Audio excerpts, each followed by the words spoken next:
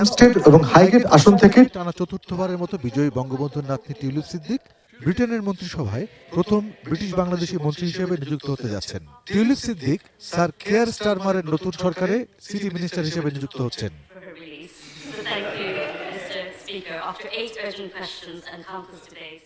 ৪১ বছর বয়সী টিউলিপকে লেবার পার্টির অভ্যন্তরে নতুন প্রজন্মের তুমুল সম্ভাবনাময় রাজনীতিবিদ হিসেবে দেখেন রাজনৈতিক পর্যবেক্ষকরা। লেবার পার্টির নিরাপদ বা সেফ সিট নয় এমন আসনে ২০১৫ সালের নির্বাচনে প্রথমবার লেবারের মনোনয়ন পেয়েই তুমুল প্রতিদ্বন্দ্বিতায় জিতে চমক সৃষ্টি করেন টিউলিপ।